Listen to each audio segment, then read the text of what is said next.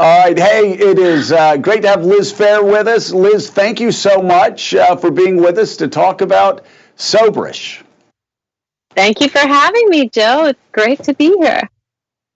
Yeah. So, I was reading about the album. I was reading about sort of your journey through the years, and somebody had said that maybe there were things that you didn't realize about being a feminist when you first emerged onto the scene that you can better appreciate now. I think a lot of that also has to do with the songwriting, and we were saying this before we came there, but like this line, I love this line, I will open my arms and wrap them around you, which of course ends Soberish. And if you'd written that at 21, everybody said, oh, that is such saccharine garbage. But in your 50s, to say, I will open my arms and wrap them around you is sort of the punchline for the song. That, for anybody that's been around, that is a deep, deep dive into dark waters. Talk about that process of songwriting now that you know everything that you know about relationships and life. I'm so glad you picked up on that line. It's true in middle age, like to actually overcome your cynicism and just open yourself up to romance and accept another person with like all the battle scars that you've been through in the dating game. Yeah, it's incredible to kind of think of how I've refocused myself at this age on sort of the beginnings and the endings of dating rather than the main event. Yeah, and it's so interesting that I was reading a great LA Times article on you, and there was one great line after another. By the way, one of them, we are living in a Liz Phair moment. That beats, to paraphrase John Lennon, that beats being called a shithead. But we are living in a Liz Phair moment. Talk about that and talk about how everything's sort of come full circle now. Well, it's incredible to see what's happened with women speaking up and how many female artists there are working right now who are independent and the authors of their entire image. You know, once upon a time when I was coming up, it was cool just to be in a band. And now you see so many people that are embracing, I guess they're just taking front and center as women who design their aesthetic, their stage presentation. Like you're really seeing what women would craft if they were given the power to do so, and it's very exciting to me. Yeah, let's talk about when you decided to do this album. You had taken quite a bit of time off. This is your first album in over a decade, and I remember the time because it's like when I ran for politics. I ran for Congress. I said, well, I'm a lawyer, but don't hold it against me. I'm a bad lawyer. I'm a musician, but I'm a bad musician, but still I played live, and we all remembered, Prince died, Bowie died, and we just sat there going, oh my God, it was really, talk about a sobering experience, but that really had an impact on you musically, didn't it? It did. I was challenged by my manager. He asked me, he said, we don't know how much time we have. Nobody knows when they're going to go. And he was looking at me as an artist, and he said, are you making the work that you would want to leave behind if it were your last? And it was just this kind of like, no. First of all, I'm thinking, yeah, are you planning how to sell my record after I'm gone? Are you like wheels and cogs turning, going like, how are we going to get this done? But it did challenge me to really put myself back into album making and actually care about every last note and every last detail. So the way I'm working now is I kind of bring to the table everything I've got. Yeah. Hey, let's talk about songwriting in your 50s versus your 20s. And again, I've been writing since I was 14. Not good, but I've been writing. It's interesting, the older I've gotten, there have been times, especially when I got into my 50s, where I would listen to something I wrote when I was in my 20s, and it would almost be like I was co-writing with myself, and I'd say, wait, no, Joe, come on, stop. Don't, phrase it this way, and it's almost like this collaboration with your younger self. Can you talk about that process as an artist and as a songwriter? And what you've learned as a songwriter over this time? One of the weird things is, Joe, my voice has gotten higher. I think I lived a little harder back then. Yeah, no. Usually when you get older, your voice deepens. And I must have been smoking and drinking so much back then that like my voice has gotten better. I mean, now I've got a frog in my throat, but it's because it's morning. It's because it's morning and I'm a rock star. But it's just incredible to think that this, 30 years bracketing this, and the kind of songwriting is still about relationships, and it's still about getting your heart broken. But this time I'm interested in the nuance. I'm not pointing fingers going like, you suck, I hate you. It's more about, I suck. What did I just do to blow up my relationship? Yeah, you talk about Kyle. Liz talks about her voice, and it is pretty remarkable. There are times where I had the opportunity to interview Bono, and I talked to him after one of the later albums came out. I said, "You do realize you're supposed to get worse with age. We're supposed to stop listening to your music." What was somewhat remarkable about this album, Kyle, was that Liz's songwriting's better than ever, and her voice, she's right, it is so expressive. And I think that's the thing I kept listening to, being so surprised that it's more expressive now than it was like in 93. No, I absolutely agree on all of that, too. I mean, one of the things that I've always been attracted to your music, knowing that you come from an art background. I mean, reading your memoir that I've got behind me with horror stories, and knowing about your early years, how you approached everything coming from an art background, and then to become, in a singer in a pop world. Like, how did having that approach, how did having the art background inform how you approach music? Because that's still happening on this new record, Soberish, as it always has in your career.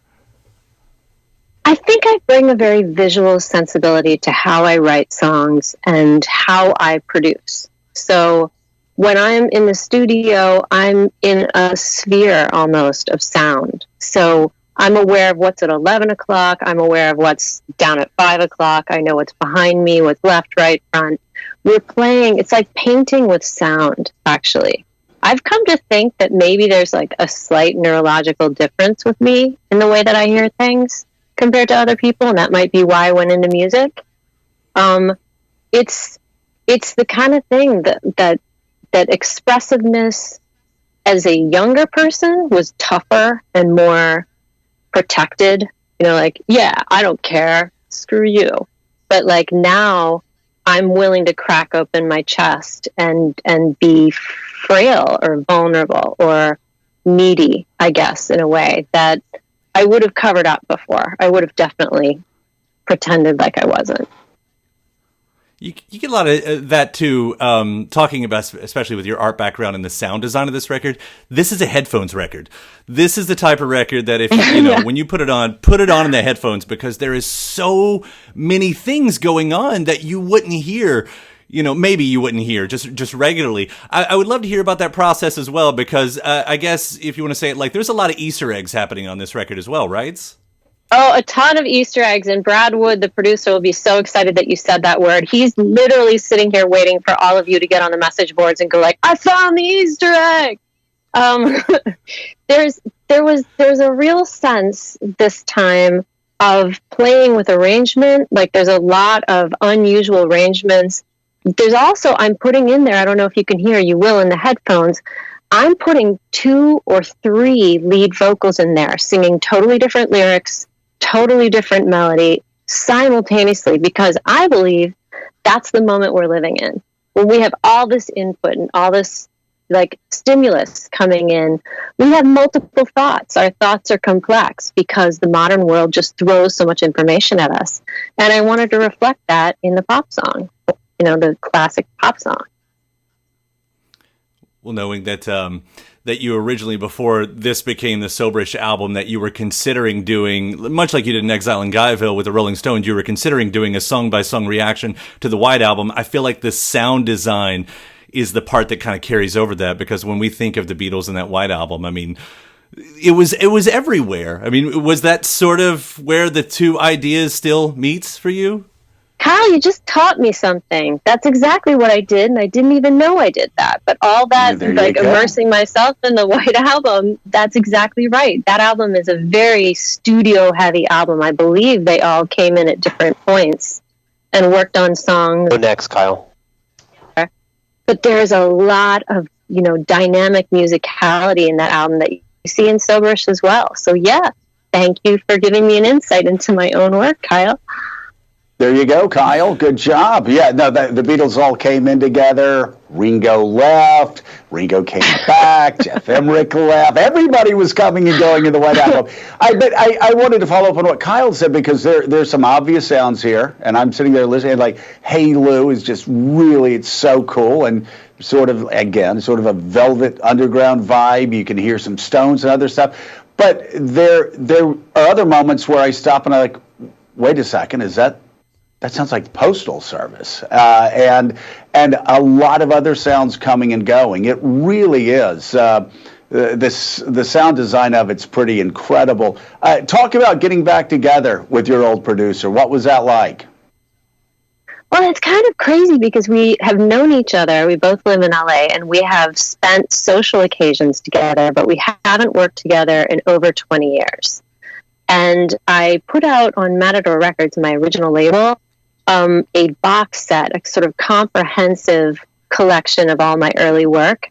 And it reminded me, it kind of seduced me back into the person that I'd been before. And it was a very easy step to then work with Brad again and want to work with him and understand how to work with him in the best way possible. And sure, there was like a couple awkward moments in the beginning where we're like, twiddling our thumbs going like crickets. But when it got going, there's a shorthand with someone that you've worked with for such a long time. He lets me be me. He doesn't try to make my chords sound regular. He enhances the quirkiness and the originality. And he was actually even surprised by the outcome. I read somewhere where he was like, I wasn't so sure it was going to be that good. I think he was worried about the pressures, but I think even he was extraordinarily surprised by just how good this album ended up being. And I'm sure you feel the same way. It has to be so rewarding to be on the other side of this experience and see that collaboration turn out the way it did. It's great, and nothing like getting a call from Brad saying, you did it. I really took him to the wire. I was changing things. Well, you see, we delayed it because of COVID.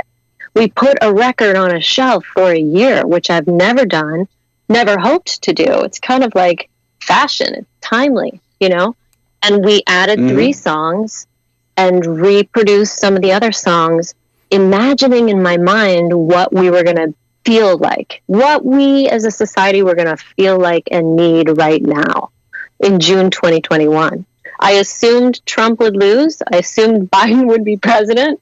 And I assumed that the pandemic would be waning and we would be able to get back out a little bit. And I thought, we need comfort, like familiar sounds of the past, recognizable pop stuff, but we also need energy, exciting, fresh, unusual new sounds. And that's what I tried to do. So you survived the pandemic with your son and cleaned a lot of closets, I've read. So what? And then what's gave next up, for Joe. you? And then gave up, and I was like, all right, I'm living in a college dorm, fine. There's a point at which I just gave up. Yeah, no, I'm sorry. I understand that I understand that totally as a parent. So what's next? How are, now that we are moving beyond the pandemic, what's next for you? Well, I'm going to go out on the road with Alanis Morissette and Garbage and tour in August and September, which is very exciting and also makes me very nervous. Here we are. I'm going to go from being cloistered in my home to being out in front of crowds, going from state to state in a bus. So I'm taking practice walks, unmasked. I'm getting myself ready for I think psychologically we've all... I'll jump in next. ...time, and you've got to retrain yourself to get back out there and feel confident. Liz, it's interesting, that tour. I mean, it's gotten so much attention, of course. Garbage, Alanis Morissette, yourself. Do you have a sense on, like, I know why I love it. That's some of my coming of age music right there. But it seems to endure so much with so many different age groups, so many different generations. Do you have a sense of why that is? Well, I think Jagged Little Pill, which was such a seminal record for so many people, was almost the peak of a feminist wave that I was part of. You know, there was a lot of women making incredible music at that point. I was always Joe next, Kyle. And Courtney Love and Tori Amos at that point, back in the 90s. And then when Alanis came, so there was a ton of women working, challenging, you know, if you think about Lilith Phair, there was a women-centric moment. And Alanis's record came along at that time with all the anger, but the humor and the love of life, but a really just, I loved it when it came out. I just thought it was amazing. And it felt like it synthesized a lot of different things that were happening at the time and really hit that sweet spot and made it mainstream. And it felt like someone from our team was really winning. Yeah. All right. Well, the album is Soberish. The tour starts in August. Liz Phair goes from cleaning closets to once again being a rock goddess. So thank you so much. We greatly appreciate you being with us, and good luck. Thank you, Joe, and thank you, Kyle. Thank you both for having me. This was fun.